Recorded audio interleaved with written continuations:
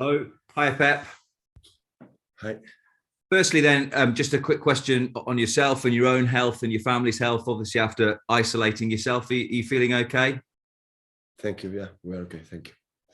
And from the perspective of the club, obviously 21 cases before that Swindon game. Are all staff back at work and are all the players that missed that FA Cup match now available for you for tomorrow?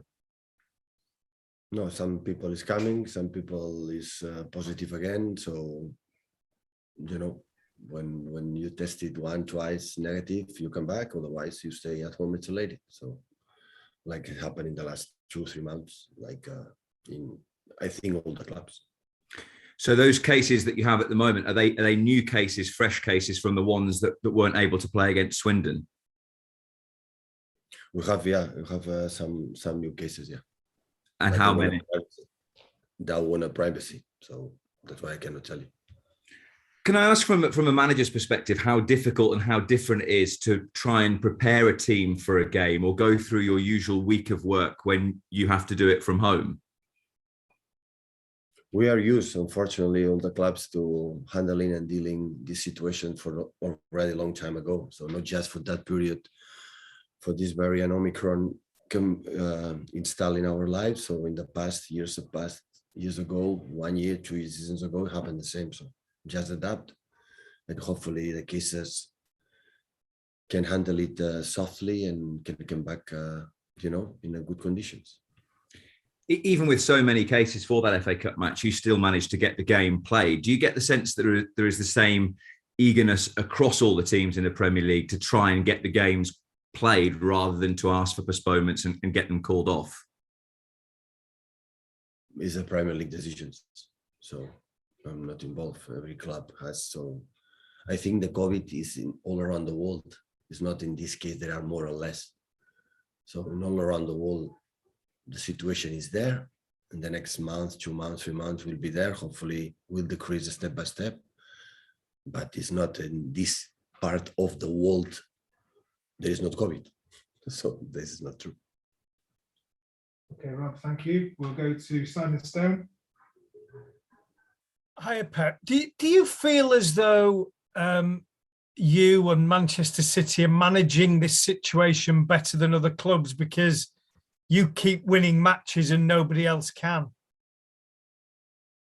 Are you saying that here in Manchester we are the smartest? The COVID, the Omicron doesn't like to come here to visit us? No, not at all. I'm just saying you keep winning games. We had a lot of cases and a lot of injuries. So we play in Aston Villa with 11 players in the first team. So the last 4, 5, 6 games or 7 games, there are 4 or 5 players for the academy in the bench. So we are in the same situation in all other clubs in terms of injuries, in terms of my injuries a bit less because our medical and physios department are exceptional, our physios, but in terms of COVID, we had a lot, like unfortunately all other clubs, because it's all around the world. It's not because here we are smarter or we're wiser or we do the protocols better than the other ones. When the virus come to the bubble, inside to the bubble, everyone suffer. So it's not an exception. You're a very experienced football manager. You've won many, many trophies. Do you regard this period of your career as the most challenging, or do you get the most satisfaction from it because you've won trophies, you are still winning, you're still the best football club, and the world is a very different place? Well, what we learn, all of us, is that before you try to plan a little bit the week or plan a little bit what is going to happen or going to do the next 2 3 days. What we learn in this situation is take a decision the day of the day or the day of the training sessions. And I would say 2 hours before the training session or even 4 or 5 hours before the game, because today we are okay. And in a few hours, maybe we are 4 or 5 positives. So that's why it's adapt, adjust, and what do you have to do? The rest, the points we have done so far this season and the previous season is, of course, the quality of the players. This is the only reason, important or main reason why. Thank you, Simon. Next we'll go to Alex Alzili from PLP. Hi, Pep. How are you? Good, thank you.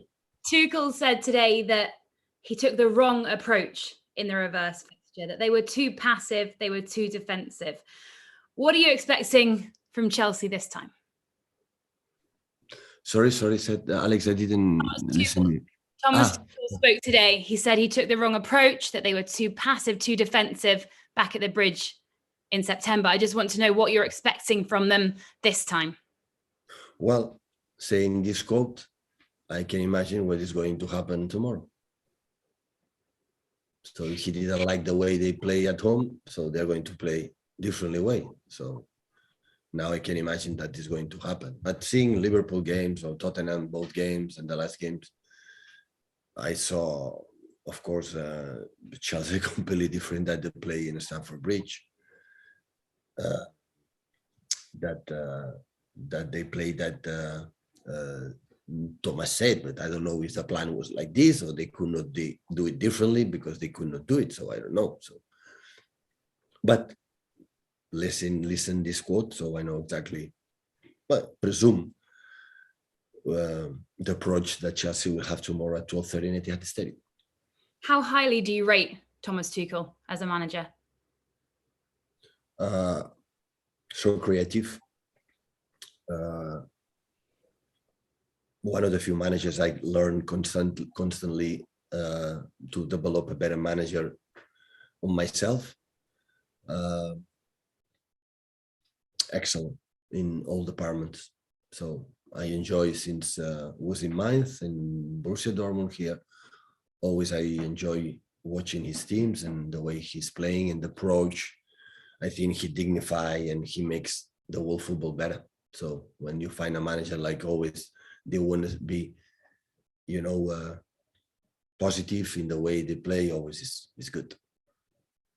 Thank you, Alex. Mike Monet. Hi, Pep. Good afternoon. A couple of questions, if I can. First of all, Raheem Sterling, Player of the Month for December. How much has he come on, and what's he done to really find his form again in the last couple of months to hit the goals, find the assists? It's a question for him. All the credit for him. What have you noticed within him, though? Here. Simple as that? Absolutely. Absolutely. The last time you played Chelsea, you had PSG and Liverpool all in the week, and back then you said that your side was playing the best they'd ever played under you. Have they developed even further since then? Have they got even better? Michael, football is every day. I would say the last two games was not the best games where I played. I would say the wrong games where I played in the last month or 2 months. So football is constant evolution. And you have periods that you are playing good, but the key is to sustain that for a long time as possible. And this is what we have to do. And tomorrow we know the test that we have ahead of us. So it's the champion of Europe, European champion. So an excellent team in all departments, and the way they play, experienced teams, personality. And but it's another test, another game to try to win, to make 3 more points and come back in our best way. Thank you, Mike. Stuart Brennan.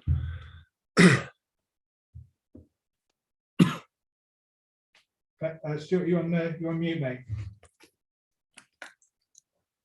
He's not on mute. I think he's got an issue with the audio. We've got an issue with the audio then. We'll go to Michael Gray in the meantime. Hi, Pep. Hi. Pep, in recent games, you've given younger players the opportunity in Cole Palmer and James McAtee. Is that something that satisfies you just as much as bringing in a signing for, let's say, 50 or 60 million pounds? It's a question of patience. So not all the academy players can play with us. Some of them they can play. They play in a cup. Cole because it's more settled right now. But James McAtee can play as well. So we know them, and there is 1 or 2 more players that had the feeling that they can help us and they can be involved in the future. But they have to be patient. And still, there are a lot of paths, big big road to follow to become a settle and officially a player, like a big chance to be with us. Thanks, Pep. Thank you, Michael. Stuart, do you want to try again? See if we can hear you. No. Can you hear me? Okay. No. Oh, we can. No. Yeah, we can hear you now. Oh, you can. Oh, hi. Yeah, Mike touched on what I was going to ask earlier about the game at Stamford Bridge. I was looking at the stats. You had 60% possession against a very good team. They had no shots on target. How close to your version of perfection was that performance? And do you think that you've got better since that performance? Well, first of all, was a month ago. Second is every game is completely different. Of course, the performance was really good because minimizing the champion of Europe and what they have done when they were all players fit and all players were there. So it was really exceptional. But in that moment, we were below them. We know the difficulty. If we didn't get, you would not have get points that, and when we play in Stamford Bridge, and our commitment and our with the ball and without the ball was exceptional. So that's why we won. Unfortunately, with a short margin, we could score much more because we have 1 against 1 without keeper to score more goals. But the victory was nice. But tomorrow will be completely different because we learn from that. Still, we can do better things, especially in attack. And of course, they will change, like Chelsea manager said.